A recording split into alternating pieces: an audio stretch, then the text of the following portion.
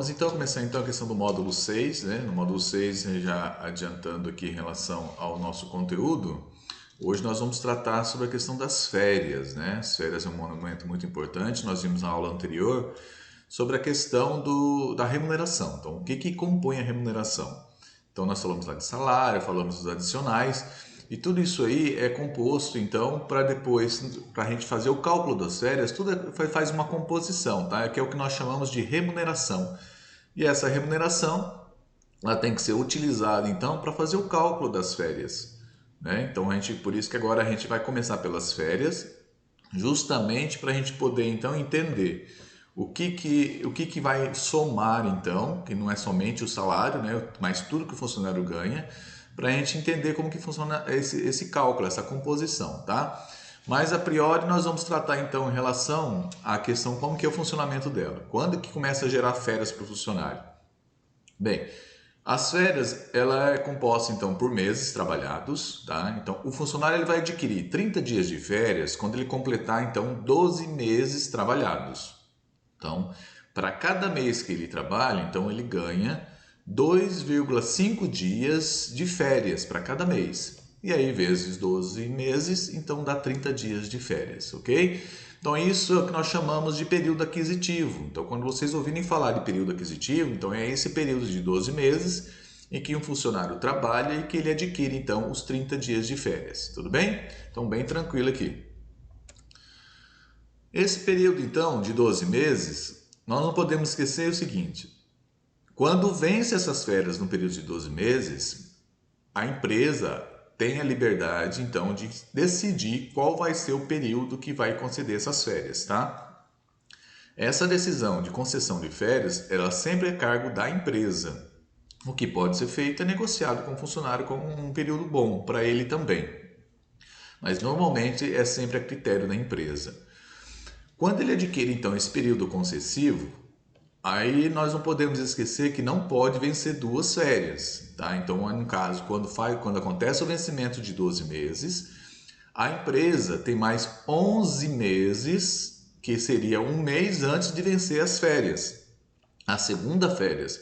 Porque se vencer a segunda férias, as férias vão ser dobradas, tá? E aí tem que pagar em dobro, tanto as férias como um terço. Então, toda férias ela é composta de um terço também de abono, né? Um terço de férias. Então, quando vence o segundo período, ela tem que pagar os dois, tudo bem? Então, a gente tem 11 meses, que seria um mês antes de vencer a segunda. E tem que retornar antes de vencer a segunda, tá? Passou um dia, já venceu. Então, tem que retornar, né? Tem que começar a tirar as férias e retornar antes desse período, tudo bem? Não pode deixar vencer. Muito cuidado com os meses que tem menos de 30 dias, no caso fevereiro. Então, se você deixar para um período aquisitivo lá, que está vencendo lá os 12 meses em fevereiro, muito cuidado, porque nós sabemos que fevereiro tem 28 ou 29 dias. Então, se você der no dia 1º de fevereiro, vai passar para março. Então, não tem como deixar para fevereiro. No caso de mês de fevereiro, tem que tirar no dia 30 de janeiro e não dia 1º de fevereiro. Porque tem que pegar 2 dias de janeiro para ele retornar no dia 1º de março. Dia 1º de março tem que estar voltando na empresa, tá? Porque terminando no dia 28, né? Então você pegou dia 30 e 31 de janeiro. 30 dias vai dar até o dia 28, né? Então aí vai dar certinho os 30 dias de férias. No dia 1º de março, quando inicia o novo período aquisitivo, ele já está na empresa, tá bom? Então tem que ser assim, tem que ser muito, não deixar muito para vencer, para tirar essa férias muito vencendo a segunda, porque pode acontecer várias situações com o funcionário e de repente a empresa não conseguir fazer o lançamento a tempo, tá? Então muito cuidado em relação a isso, tá bom? Em relação às férias também, o que nós podemos dizer? Houve algumas mudanças bem significativas agora. Porque que acontecia? As férias normais, antes da reforma trabalhista, elas não poderiam ser fracionadas, tá? Em hipótese alguma. A gente vê muitos casos na prática e no dia a dia, tirar 15 e 15, tirava 20 e 10, né? Tirava em 2 períodos. Mas legalmente nunca se pôde tirar férias, as férias normais, tá? Nunca poderiam ser fracionadas, ela não era permitido o fracionamento delas, tá? Se fazia assim na prática isso, mas na lei não tinha. Tanto que se o funcionário fosse para a justiça fazer uma reclamatória trabalhista, a empresa teria que pagar as férias novamente, porque não era permitido o fracionamento. Em que condição que era permitido o fracionamento? Era permitido o fracionamento nas férias coletivas. Nas férias coletivas poderia ser feito o parcelamento dela, o fracionamento, né? No caso, uma única vez. E não poderia ser menos que 10 dias. Isso nas férias coletivas. E aí eu tinha que avisar o sindicato e tinha que avisar o Ministério do Trabalho com 15 dias antes. Né? Nas férias coletivas tem que ser assim. Então nós tínhamos duas situações. Nós tínhamos as férias normais, que eram de 30 dias. E nós tínhamos as férias coletivas, que ela podia ser fracionada em duas vezes. E nenhum desses dois períodos poderia ser menos que 10 dias. Então até aí, antes da reforma trabalhista, era assim que funcionava. Tudo bem? Quando era falada das férias, o funcionário também tinha a possibilidade nas férias de vender 10 dias. Então o funcionário pode então também tirar 20 dias de férias e vender 10 dias, que é o que nós chamamos de abono pecuniário. Tá? Então ele tira 20, aí nós compramos os 10. Vocês têm que observar o seguinte, sempre os 20 dias de descanso tem que vir primeiro, tá? Porque aí envolve questão de Organizações Internacional do Trabalho, a OIT, né? Em que fala que realmente a cada 12 meses de trabalho o funcionário tem que descansar. Tá? Então esses 20 dias de férias, ele tira primeiro esses 20 dias, ele descansa. Quando ele retorna, quando vence esses 20 dias, aí esses 10 dias que eu posso comprar dele, ok? E o pagamento é 2 dias antes ele sair de férias. Então nós temos a seguinte situação. O aviso é 30 dias, eu tenho que sempre avisar o funcionário com 30 dias antes, e o pagamento com 2 dias antes dele sair de férias. Tanto das férias normais, quando ele vende os 10 dias. Então nós temos, quando ele tira os 30 dias, eu faço o pagamento em 2 dias antes dos 30 dias. E quando ele vende 10 dias, ele vai tirar 20 e vende 10, que é a questão do abono pecuniário, eu tenho que pagar também com 2 dias antes, tanto as férias quanto o abono pecuniário. Tá? Os dois têm que ser pagos junto com as férias, tá? O abono não é separado das férias. Não existe a possibilidade de eu gerar o abono sem gerar as férias, tá? Então, tirou 20 dias e aí eu compro os 10 dias. Então, ele adquire, então, esse abono quando ele tem férias, tá? E aí não importa se ele vai ter 30 dias. Aí se ele tiver menos dias de férias, por exemplo, ele vai ter uma escala de faltas, que nós já vamos mostrar para vocês. Então, o abono vai ser proporcional a 1/3 desses dias que ele tem de direito, tá? Que ele tem de direito. Nós vamos falar daqui a pouquinho sobre isso aí. E aí, o que a reforma trabalhista trouxe? A reforma trabalhista, ela veio, então, na verdade, eu vejo assim, que muitos pontos da reforma trabalhista trouxe para a lei o que nós já utilizávamos na prática. Então, esse fracionamento que nós fazíamos antes da reforma trabalhista, tirar 15 dias, tirar 10 dias, né, que se fazia, mas não podia ser feito. A reforma trabalhista trouxe isso de forma legal, legalizando para a gente, tá? Então, a partir de novembro de 2017, então as férias agora, a partir deste momento, as férias podem ser fracionadas em até 3 vezes, tá? Em até 3 parcelas, que é o que nós fazíamos antes. Então, a lei ele veio regulamentar essa situação, né? E aí como que ficou então esse fracionamento das férias? Então o trabalhador ele pode, então, de comum acordo com o patrão, lembrando sempre que é a empresa que decide a concessão de férias, tá? Qual que é o período. Por isso que quando vence 2, a empresa é obrigada a pagar em dobro, né? Porque é de responsabilidade dela e está sob o controle dela a concessão de férias, tá bom?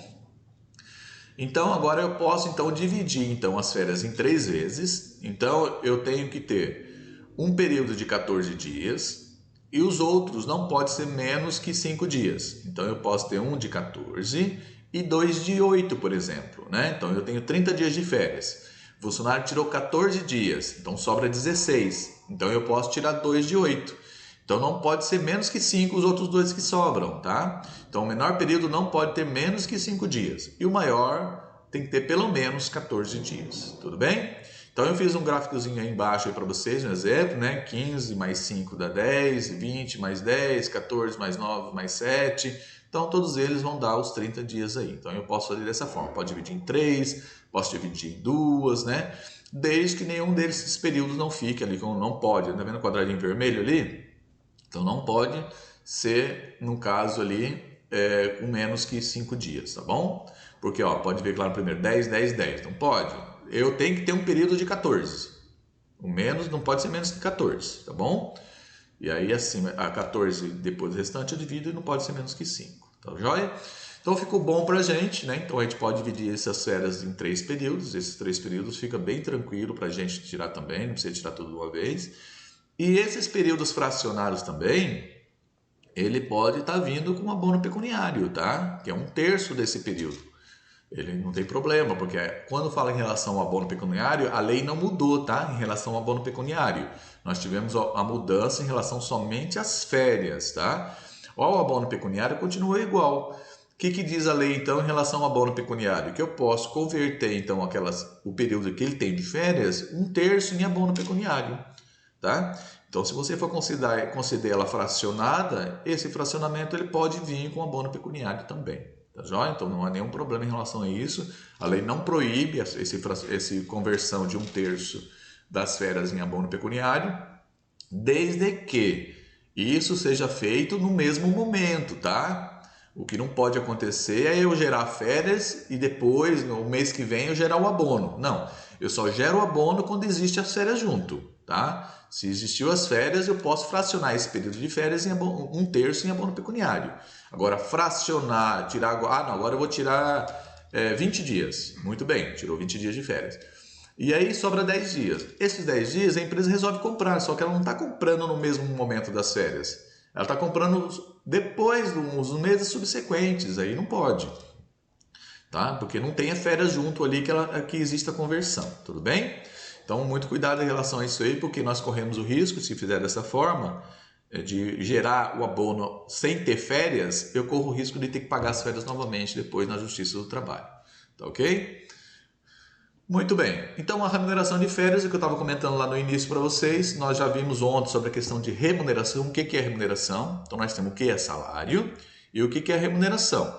Então a remuneração é a composição dos outros eventos que nós pagamos na folha de pagamento dele, tá? Que é o que nós vamos fazer daqui a pouquinho o cálculo, tá joia?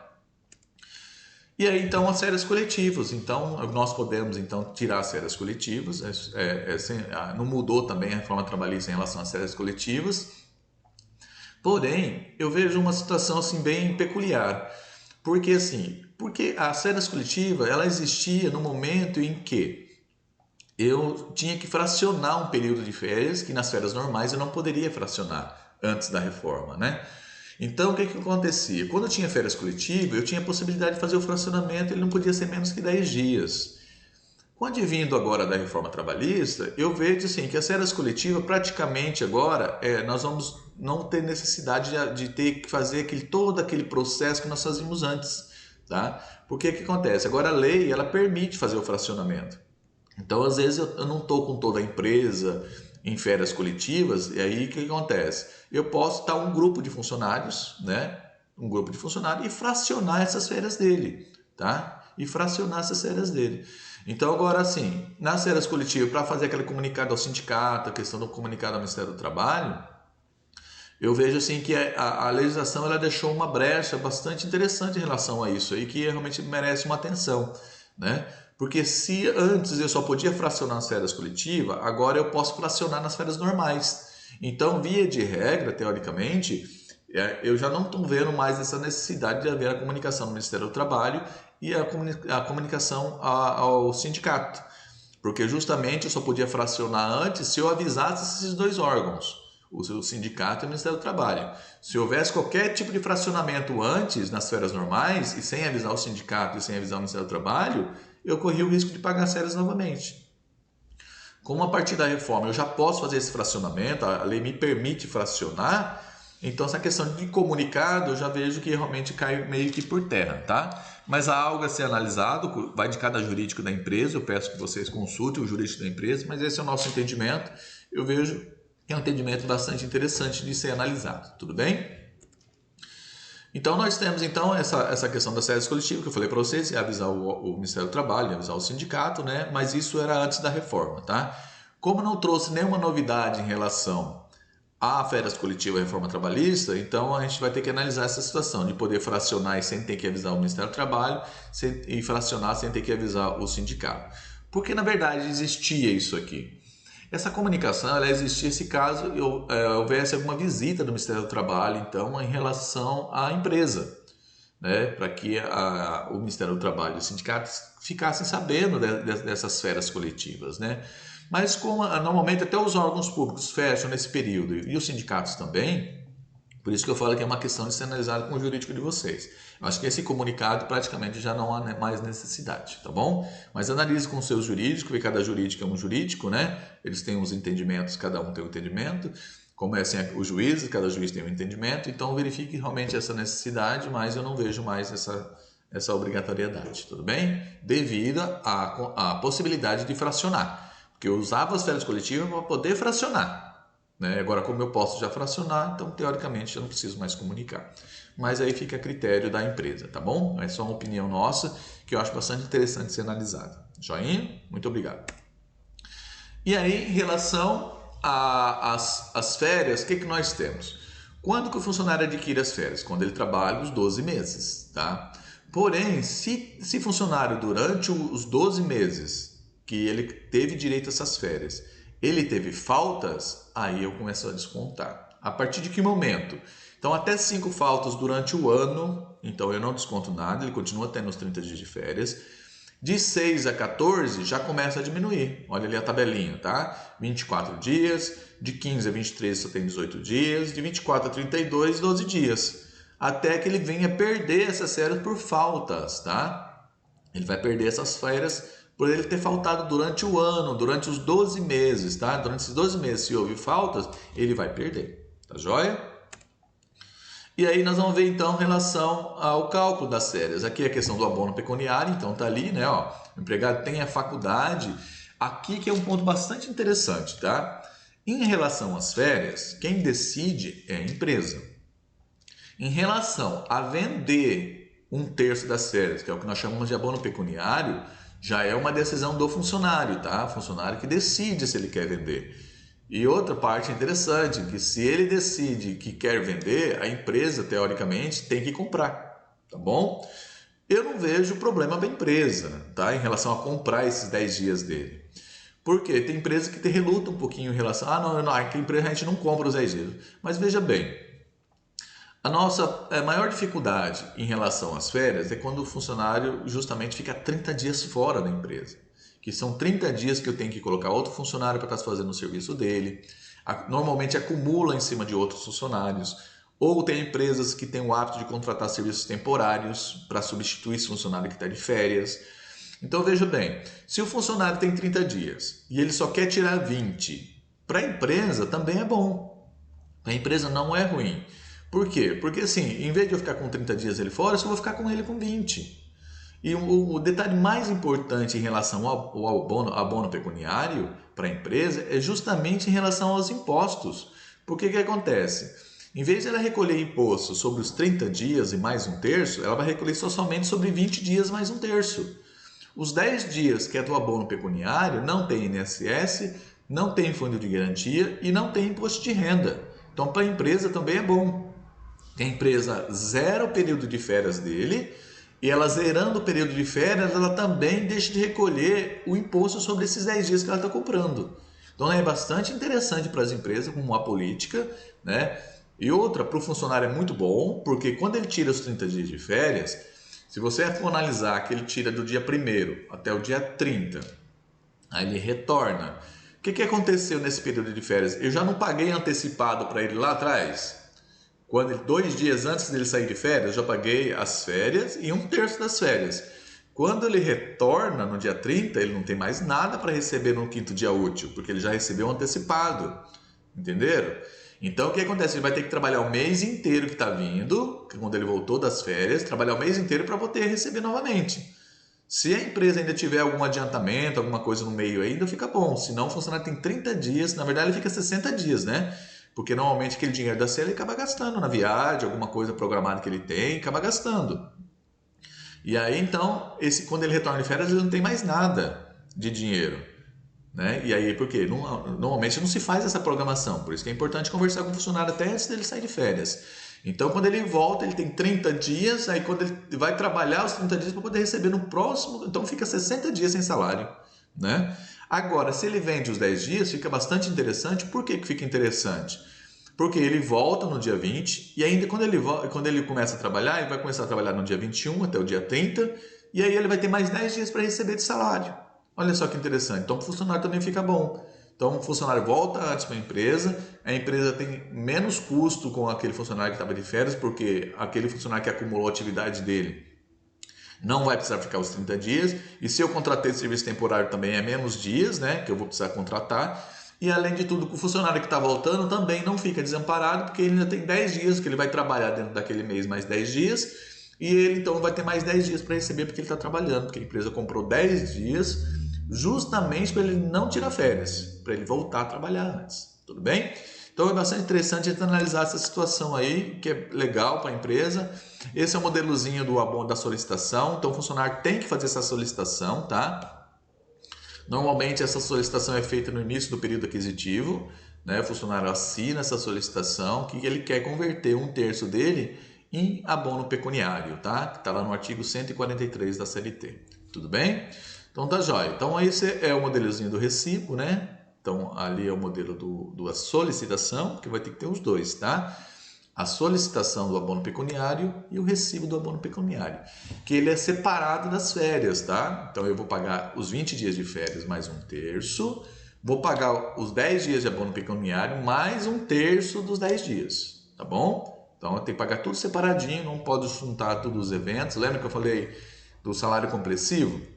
Então, salário compressivo, então quando eu estou juntando os eventos tudo em um só, aí é salário compressivo, e a lei não permite, tá? Então eu tenho que separar todos os eventos, tudo bonitinho, tá ok? Muito bem.